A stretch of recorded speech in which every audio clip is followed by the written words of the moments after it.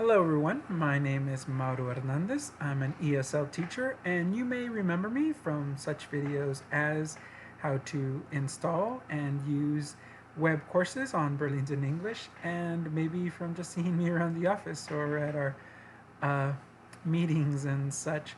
But today I wanted to talk about how to run reports on Burlington English, student usage reports and proxy hour reports.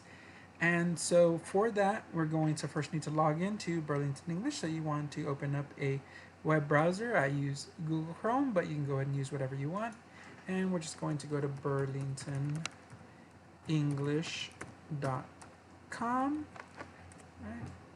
That'll take us to the home page, and from there we're going to click this big blue button, or actually we're going to close this coronavirus thing, and we're going to click on the big blue button, the B login.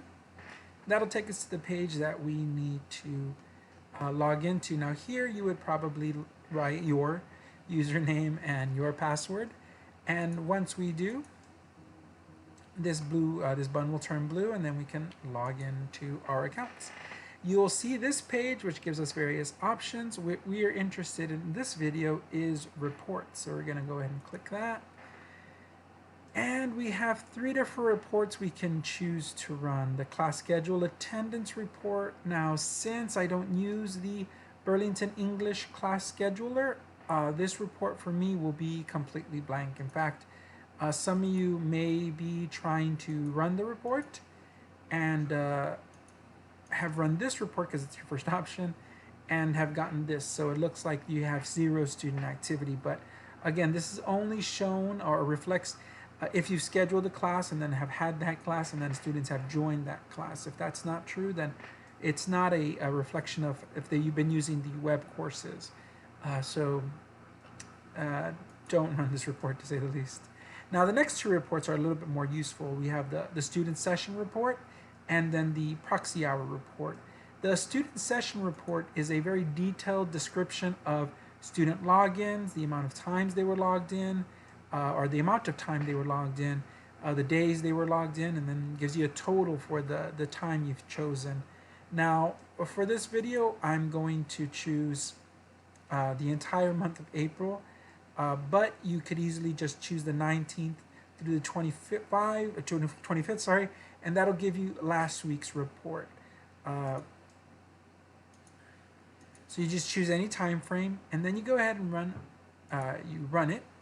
Now this is if you want to preview the report. You can easily hit export, and that'll give you basically an Excel spreadsheet of the report that is basically the same thing we're going to look at, and I'll kind of show you how that looks right now. So here we have this student. He's a wonderful student. His name is Mauro Hernandez. And according to the report, he logged in twice on April 24th, once at 10:52 and then again at 11:19, right? And then these were his ending times for both of those sessions and the amount of times he was logged in for each of those sessions. Now, it does give us a daily cumulative total. So if these were over multiple days, there would be a gap in between these, and it would tell us for the total for that day, and then also give us a total for the time span we chose. Now, if we chose 1 week, this would be the total for the week. If we chose the month, then it would be the total for the month. But this is different than the proxy hour reports because this shows how many. First of all, it's a lot more detailed and a lot more specific to the student,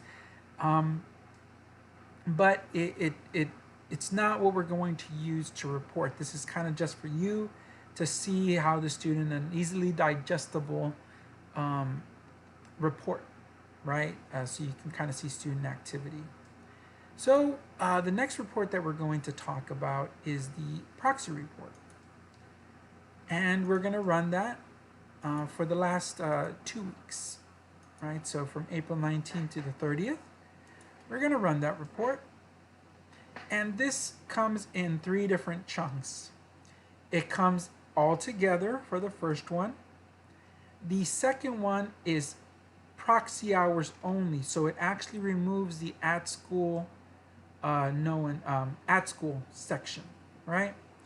And then the third one is the at school section. So right, this counts as the direct hours if they were at school with the instructor.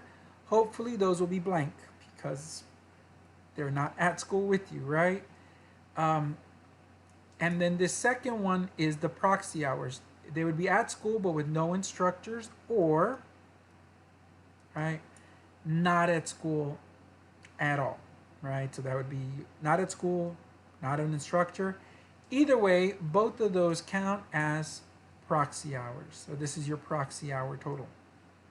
Now the nifty thing is, right, we have here the so we'll look at the first one, right, the one that has them all together. So it gives us a total, and that total is, again, of all three, right? But if you notice, there's no last column, whereas this one has the team's entry column, right? Because again, this is the stuff that we enter into our teams as proxy hours. So the total is 19, right?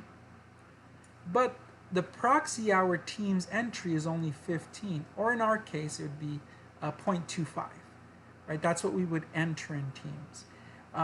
So this is a little bit easier for us to be able to determine what we enter. Now, again, this is what you would look at. If you wanted to run this report so that you can turn it into your distance learning contact or DL contact, then what you would do is you'd click this button to export it as an Excel file. We'll click and open that Excel file, right? And here we have the same report that I'm running right now.